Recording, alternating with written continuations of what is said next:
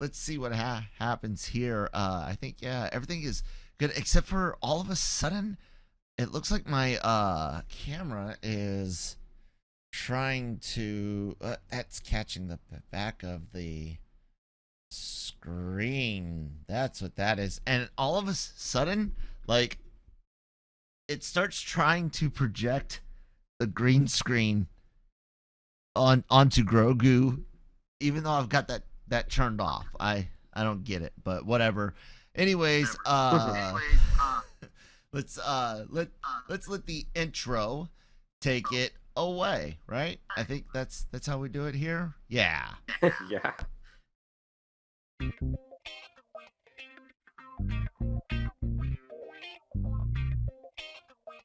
Welcome to the show. Today's episode is proudly sponsored by Grow Generation, where the pros go to grow. More on them in a bit.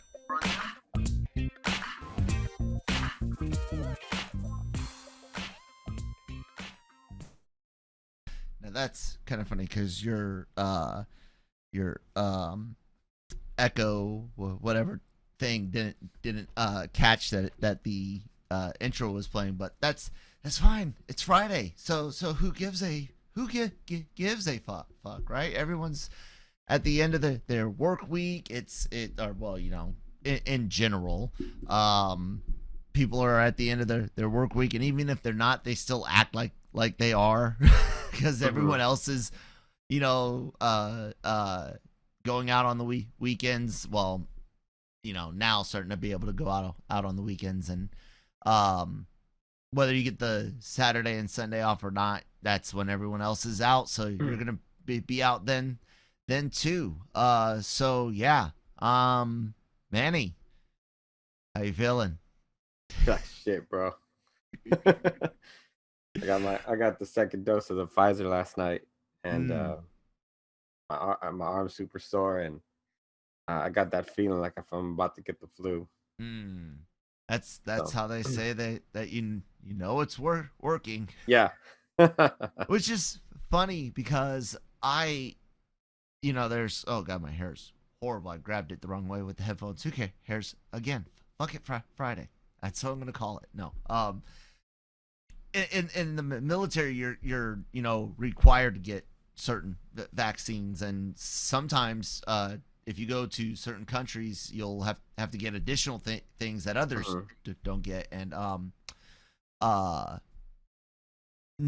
at no time did I ever get sick from the flu shot, and that was one that was mandatory. Like every year, 100% of your unit is going to get the flu shot to try to prevent people coming down with it and losing manpower. So and that's just the name of it. People just go talk to the DOD, not me.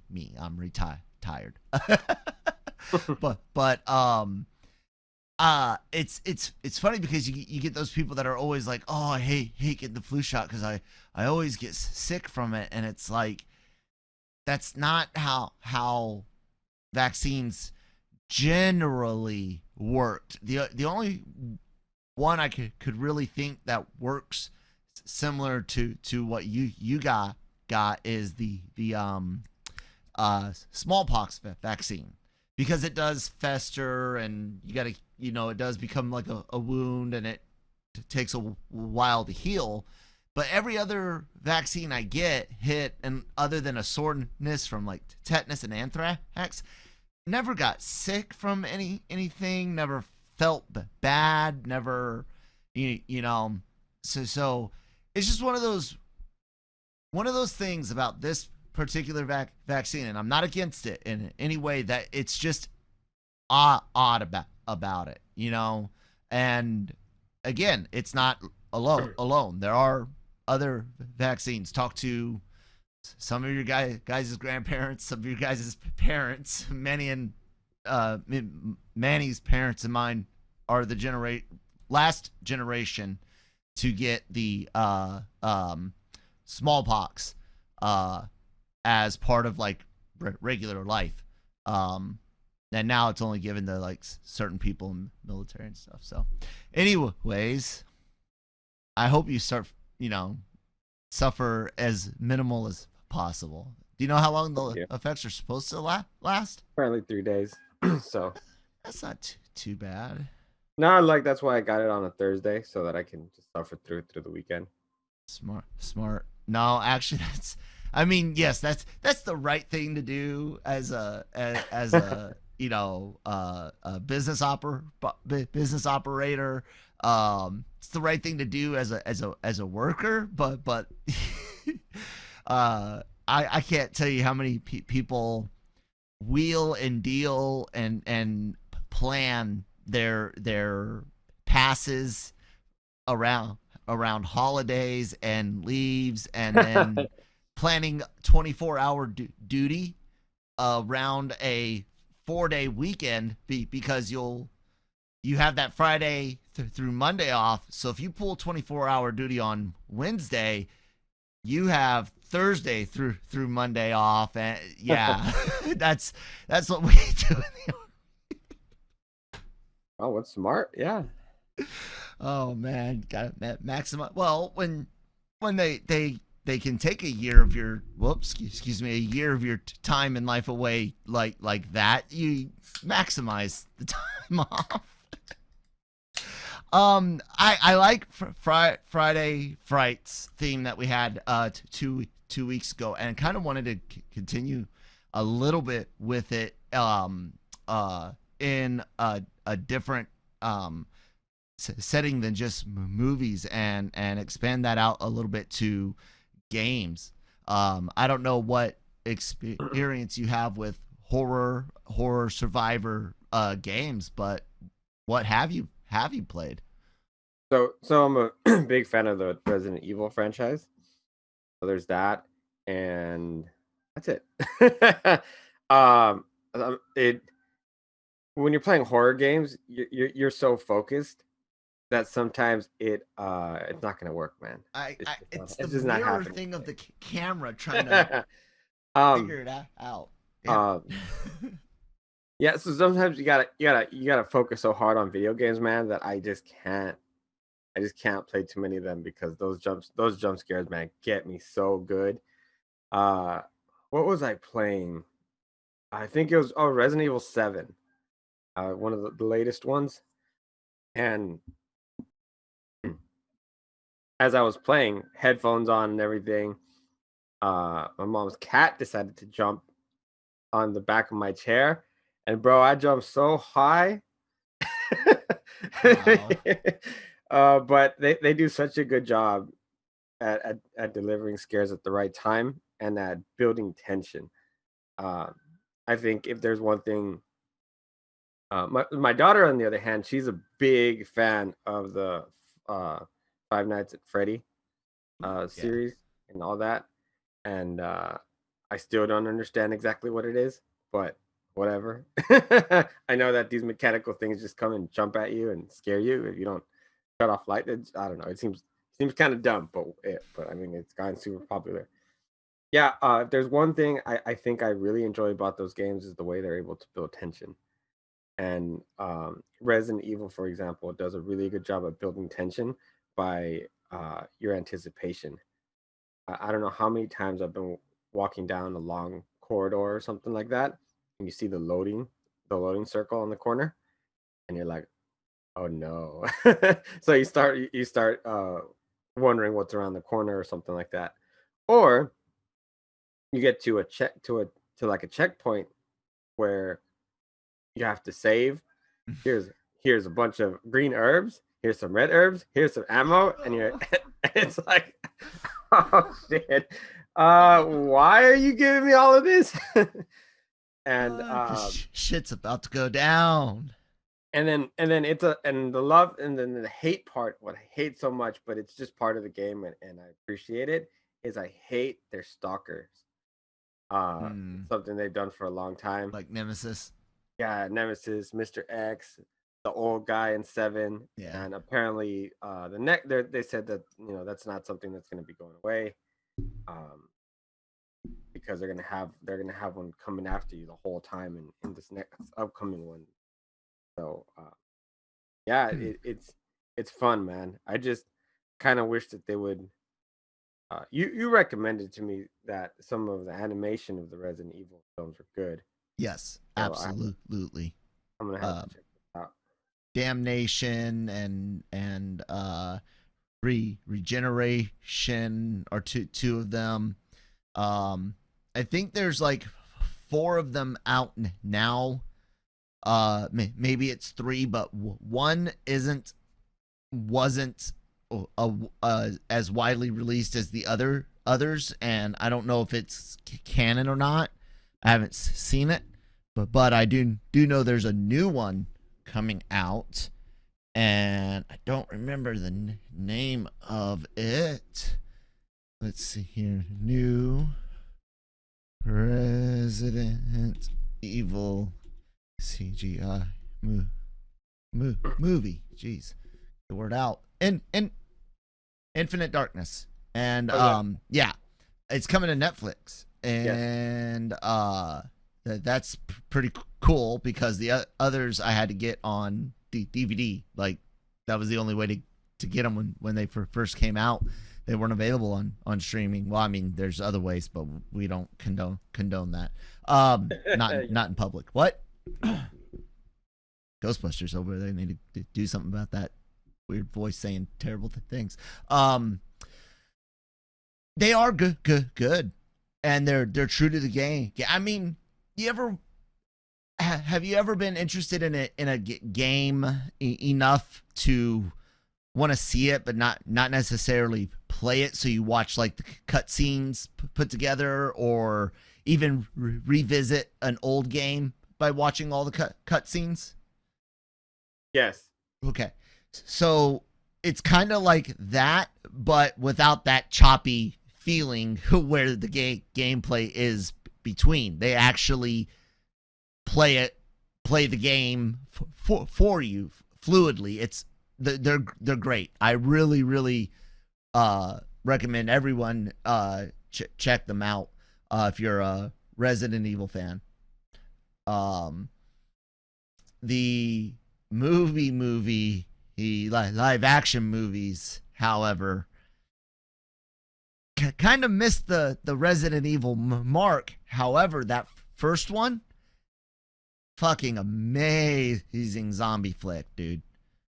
Great zombie movie. Yeah, it's a great zombie movie. Then no doubt there. I actually didn't mind the second one too much. I think because I'm such a fan of the Nemesis character, and I thought he looked pretty good. Mm-hmm. So I didn't mind that one as much. But the other ones I thought were, I don't. And then they got to a point where they were doing like apocalypse and things. Like, why do you guys keep making them? Like, stop. Yeah. It's Vendetta was this odd CGI one. I don't know if I can just show random Reddits and the share screen. Anyways, Degeneration, Damnation, and Vendetta are out. Infinite Darkness coming to Netflix. And yeah. So did you ever try Silent Hill at all? I was gonna ask you about that if you had tried it, because I have not yes, yet. I am a huge fan of Silent Hill. Devastated that Silent Hills and that thing from what was it, the corridor or whatever, the like playable trailer, and it was going to be Kojima and was it Del Toro? I think it was Kojima and Del Toro were working together on a Silent Hill game project. Let me see here. Silent Hills playable trailer. Yeah, but they're amazing. Yeah, it was called PT, and I'm right. It was from Hideo Kojima of Metal Gear Solid. Okay, and Guillermo del Toro. So I just the idea of them getting together and touching the world of Silent Hill. Like, just the idea of Silent Hill was, whew, man, it was great. And then everything falls apart. But you guys can go check out P.T or Silent Hills P.T, or just check out Silent Hills playable trailer, basically, to see it. Really, really wicked. The movie actually pretty close to the game. Like, some things like the Pyramid Head guy and the nurses are a little forced in, but as far as like motivations and the evilness that's there, and false senses of security, and like, they nailed a lot of what makes Silent Hill great. Did you see the movie? No. Okay. I'm familiar with the franchise, man. So I still recommend checking it out, but I am gonna say this, and it's kind of in preparations. Silent Hill really pushes the edge of decency in games, right? Torture and gory themes are still icky to most people, and while a monster chewing someone in half is no biggie, or a spinning blade of sorts that saws a person in half down the center, that I saw in a movie recently that was awesome, but there's a scene of crying, burning toddlers. Basically, it's an illusion, but it's there, and they put it in the movie, and bravo to them for having the guts to do it. But it's not an easy thing to see or hear, and that was even before I was a dad. So what about the less straight up horror things like Bioshock? Have you played those? Dude, yes, all of them. My daughter is a huge Bioshock fan. She has it for PS4. She has it for her Switch. I mean, Nice. all three games on both systems, and to this day, she still just randomly will play whichever one she feels like playing. And now her and I have had a conversation about what she wishes for the next game. Mm-hmm. And that would be something that you and I talked about. She thinks that so we think that maybe the next step would be to have a hidden like lunar base that Yep. they have, and some of the experiments are actually like that.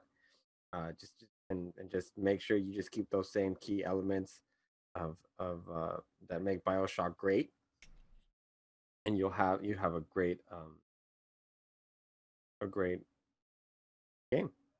Yeah, absolutely. I'm just showing off my mediocre fucking Steam collection, because for the last couple of years before I got out, I couldn't sit in this chair long enough to do these longer podcasts, let alone play games. But yeah, I agree. Cam and I are both also huge fans of this, and of course, Infinite less on the horror side, but that original Bioshock game, the first one, dude, that is good classic Resident Evil style claustrophobic horror in a wonderfully brilliantly done setting. I love it, and absolutely space is next. And Cam and I were thinking 50s, 60s, and either one of two things, both an orbiting base and a ground base owned by one entity, or the idea of potentially using fourth dimensional, so time and space, traveling through two bases of a U.S. based entity and a Soviet based entity. What do you think about that? That'd be interesting. Yeah, different, something a little bit more different. I like that. But that is so cool that you guys had the same conversation and idea. It makes sense. Like we've gone under the ocean, and Rapture was beautiful. Like even in the second game, even though like a lot of people didn't like the story and stuff, I still think it's a good looking game. I enjoy a lot of parts of it. I enjoy it too as well. Yeah, and Infinite, again, it loses a lot of its horror elements in exchange for this action. It's the aliens of Bioshock. Mm-hmm. Bioshock is Alien.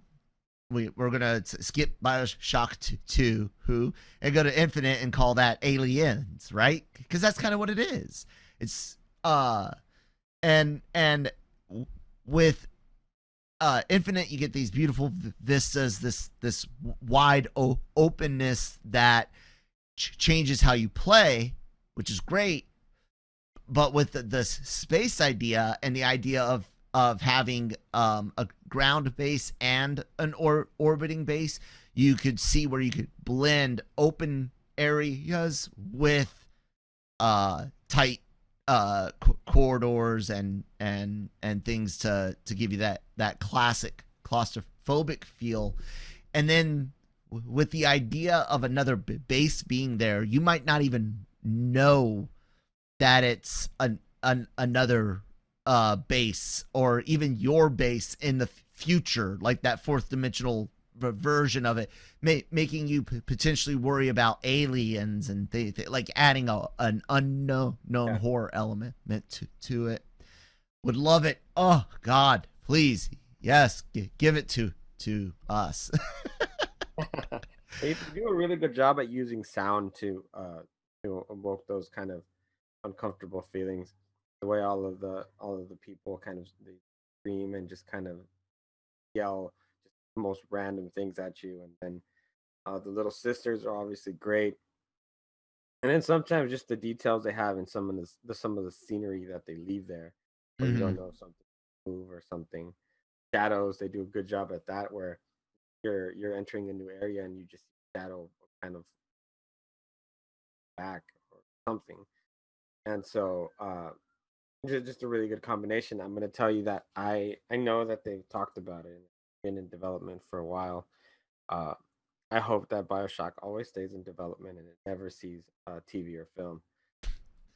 I don't think you're able to capture the beauty of the game in a TV or movie. It's just leave it alone.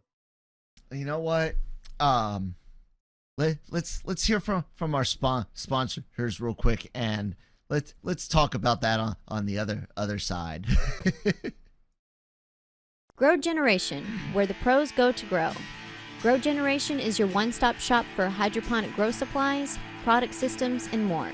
Grow Generation serves customers across the nation and carries a wide inventory of renowned cultivation brands. Go to www.growgeneration.com, where the pros go to grow. All right. Thank you guys for sponsoring the episode. Please check them out in the link below. And let them know LRMornings, LRMonline.com sent you over there. It could work as a show, but it's gotta be done from the. It can't be it's got to be the fall. So it's got to be Ryan setting it up, Fontaine and him and their fallout, and the fall of Rapture. that absolutely 1,000% can work. I do believe you're right. The idea of trying to tell the story of surviving and escaping Rapture to invoke that Bioshock feel, I don't think that could work. Would you be interested in the Fall of Rapture series, miniseries, movie? Yeah, that would work. I think that would work because you don't. I think it's an easier world to build, and then whatever path you decide to take, I hope that it ends with plane crash. You know, Yeah, I think that would be fun. I could almost see it like Snowpiercer, Okay.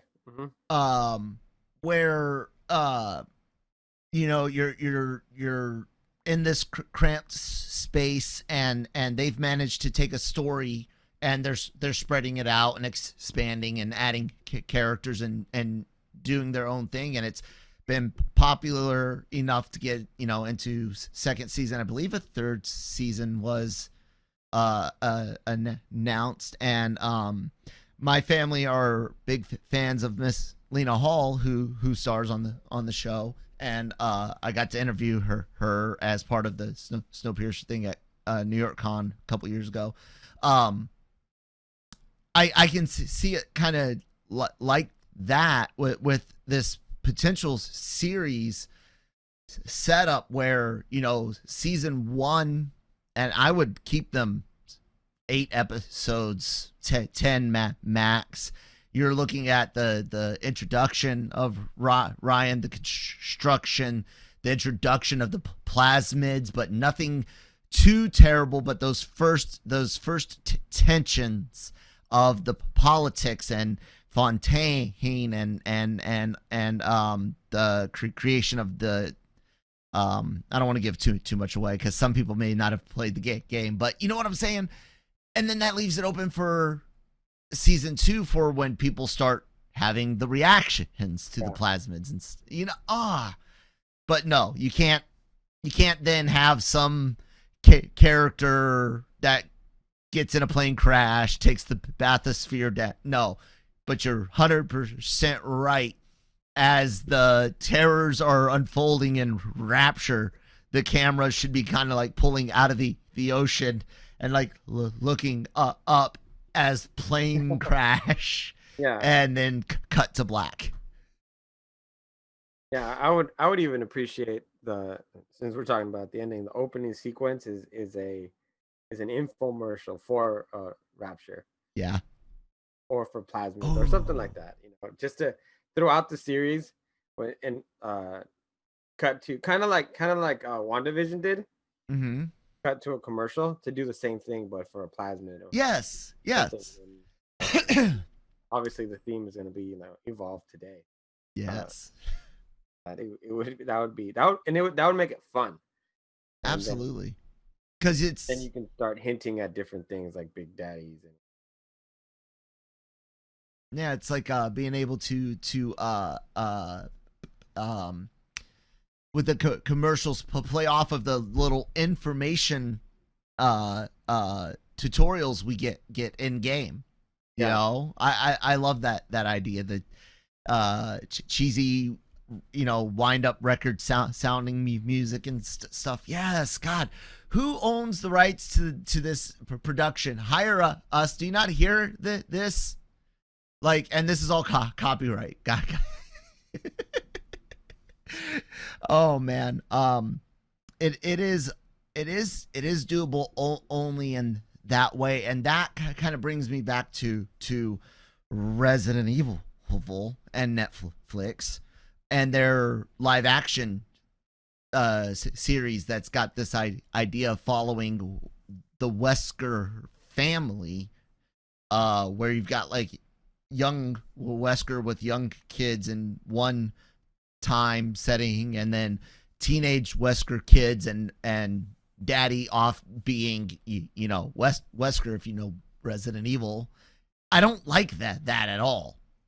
Does that interest you at all? Yeah, of course, man. more information? How so? Like, but what is how Resident Evil is that?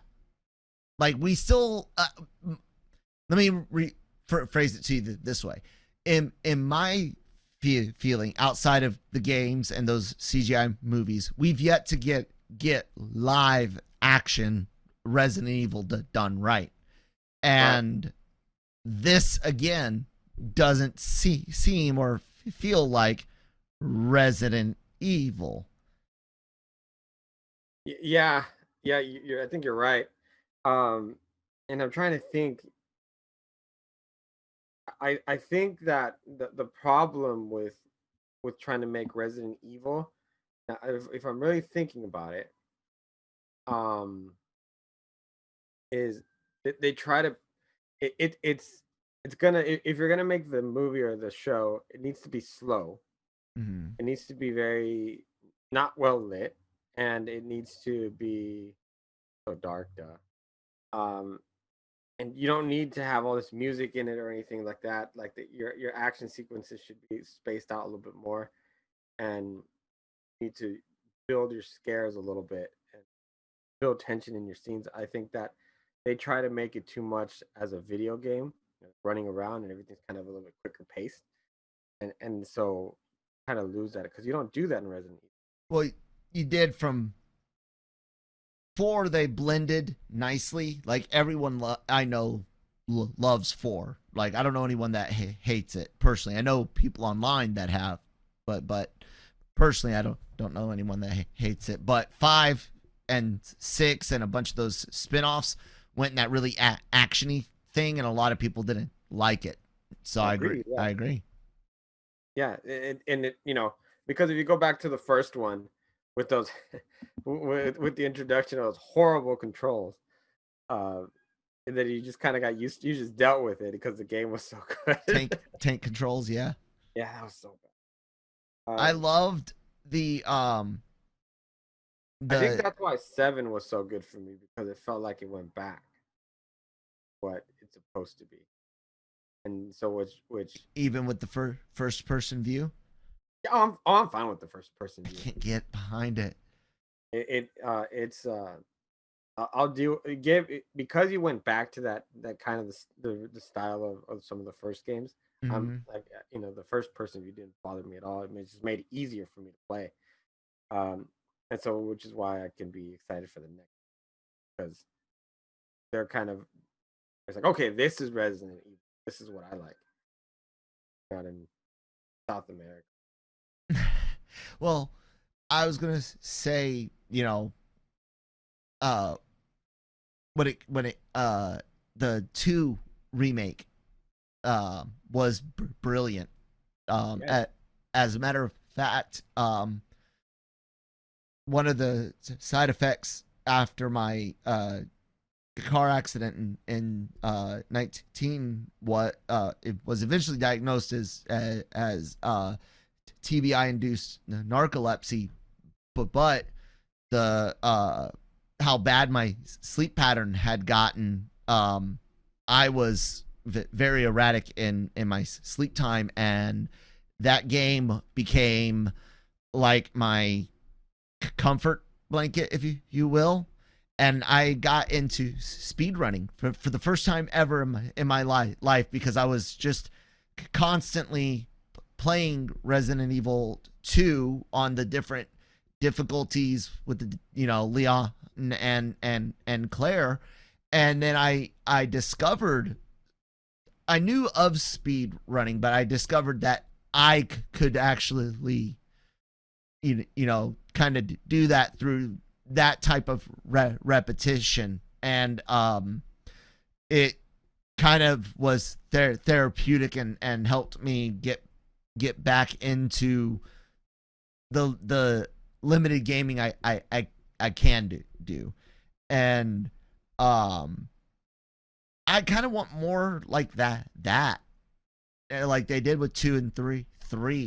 I was hoping 8 would go to that, because 2 and 3 were so well done. And I know people complain about 3's time, But you guys gotta know that the remake is longer than the original, and the original 3 wasn't even meant to be a full game. It was like a side game. So yeah, that's an interesting fact about it. You didn't know that? No, I did. Oh, okay, yeah. And then I know that they were trying to make 3, and it ended up spinning off into another franchise, which is real interesting. So, just real quick, Universal has the rights to the film. Okay, so Universal, call us. We're available. I was gonna mess with you and tell you it was Sony, but Oh God, it's not. It's Universal tried to make it, and then people keep jumping on and off, and budgets and whatever. I know how to keep budgets down. I do. I managed construction for years. I could do this, guys. We can do this. We got it. Support. What should it be? Hashtag Kyle Manny Bioshock. I don't know. Whatever. No, the worst thing that can happen is them hire me, and then I go like, dude, what the fuck are we doing? I'll go write wrestling storylines. I can do that. That's easy. Or actually, you know what? DC. We could do that. I could do that too. I could fix that pretty quick. Well, DC movies or comics? No, well, I'm not gonna get comics. Comics, I respect the writers too much, but the way they're managed by AT&T, yes, that we can fix. Movies, same thing. They're managed horribly. There's rumors, actually, speaking of which, that DC may be, AT&T, Warner Brothers may be getting ready to dump all comics altogether. They might sell them off because they just don't care about them. They're so hyper focused on HBO Max that the comics are just kind of there. Yeah. And if you look at the quality of the comics, it's a believable story. Interesting. Yeah, I feel I'm getting back to where I feel bad again for DC fans, because it's like all of a sudden you have a couple of movies that actually please the fans, but then comics seem to start falling apart just at the time where it was like, comics were a salvation from the movies. I don't know what DC guys. I hope you guys get things together. DC had a really good run, man. They're the ones, really the innovators with Superman and those movies in the 80s, and then Tim Burton did wonderfully with two Batman films. Then they decided that McDonald's was more important than film, so that's why you had Batman Forever and Batman and Robin, because where do you get those wonderful toys? Well, I'll tell you, bad Schumacher movie. Yes. So and then Christopher Nolan's run is a trilogy. He wasn't. I don't necessarily. Dark Knight Rises, I thought, was okay. It wasn't.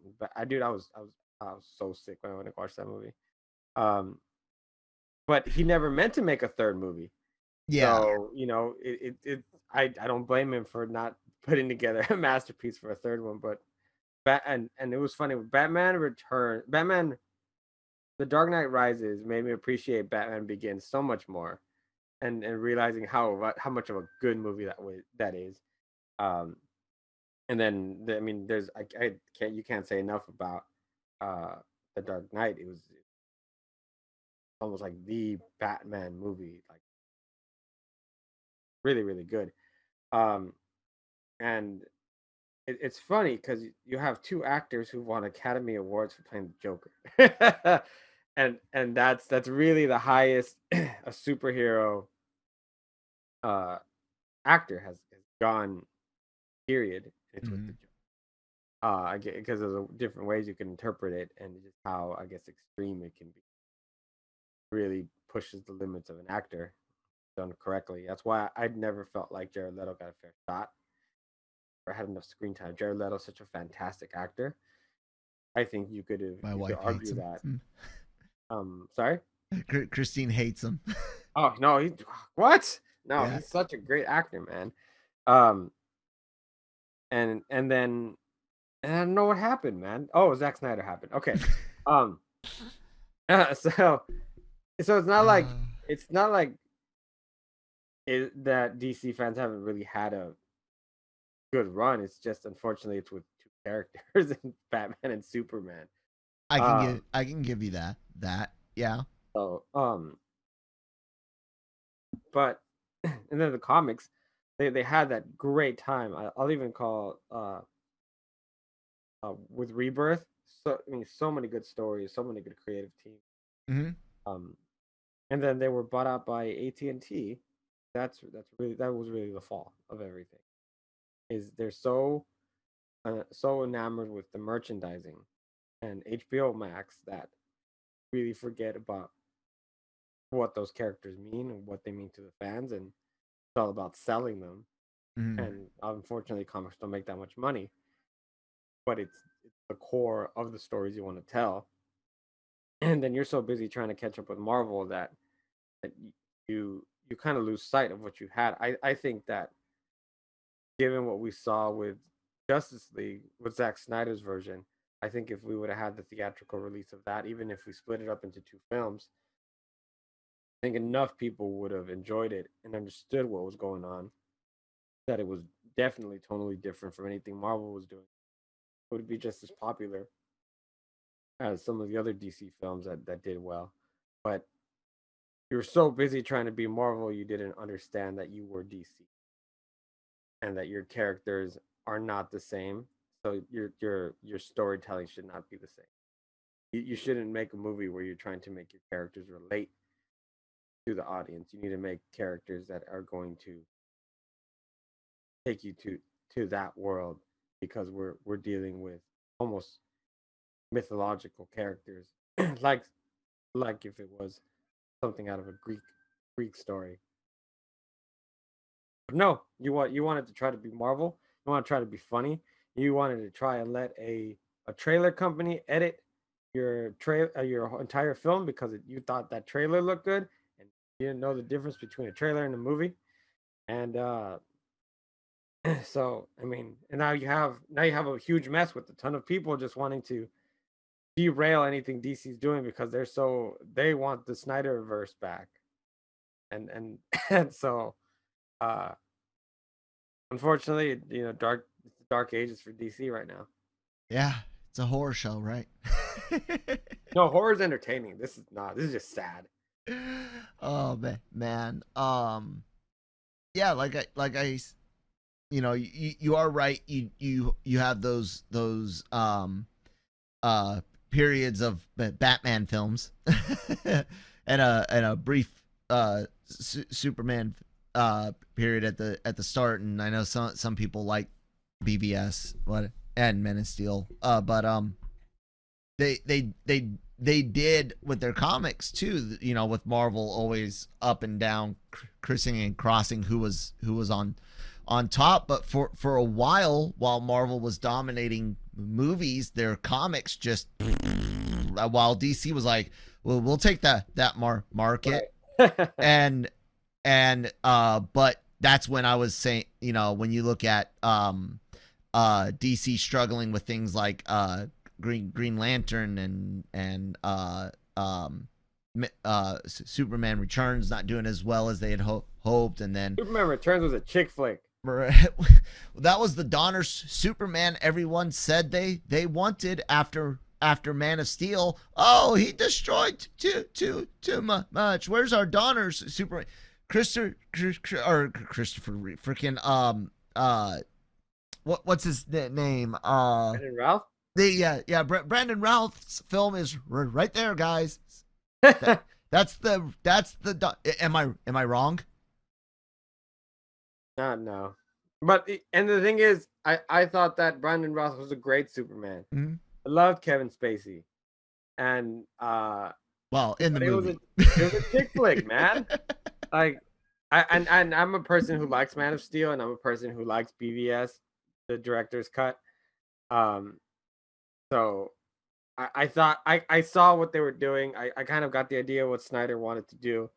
Um, I just remember screening that film and sitting there going, people are gonna fucking hate this. And then just because it was so different, but I appreciated that fact of it. I thought that maybe he took too many. He looked he threw up. He had wait, excuse me. Ooh. He threw up 8 comic books in there, caught 4 of them, and said, "This is what we're doing." And everyone went, "What? Which one?" It's like all of them. One of them was the Dark Knight, right? The Dark Knight Returns. He's like, "You know, this is old Batman, right?" He goes, "Yes." This is young Batman, yes, and everything in between, all of it. We're doing all of it. Yeah. Fun. Well, we can tell Manny's about needing to wrap this up. So, let us know what you guys' favorite horror video games are. There's a lot of other great ones out there we didn't get to touch on. Things like Fatal Frame, Parasite Eve, Galarians. I know I'm forgetting System Shock, the predecessor to Bioshock. So yeah, let us know what you guys liked and played, suggestions, and be sure to check out LRMonline.com every day for all of your entertainment news needs and opinions. Be sure to check out if you're watching this video, you're on the YouTube channel, so hit that subscribe button and the bell button, please, so you know whenever new content goes up, including LRMornings every Monday through Friday, great Marvel content on Mondays, anime stuff on Saturdays. All of this stuff also goes up on the podcast channel, wherever you get your podcasts from. Look for the branding changes to the Genreverse, both in names and in logos. We have not been sold. We have not been bought. We are simply branching out with this multimedia empire. And with that, Manny, can you say any good interviews coming up today or this weekend or soon? Got a few coming up. I got one with Blades from Fear the Walking Dead that is actually already up on Spotify, but it will be on the site today. That's one of them. And then I have a couple more. One for a film based on a true story called Stealing Chaplin with I think I have like 5 people on that call. The movie's funny, and I can barely get through the interview because I was laughing a lot. Great group of guys. Awesome. Cool. Make sure you guys follow us at our names thingies below in Twitter and Instagram. Do that. Let me load up this outstanding exit screen as we both say, have a great weekend, everyone. We appreciate you listening again. Please do like, share, subscribe. All of that really does help us out. And at the end of the day, it's what allows us to do this. So we appreciate it, everyone. Have a good one.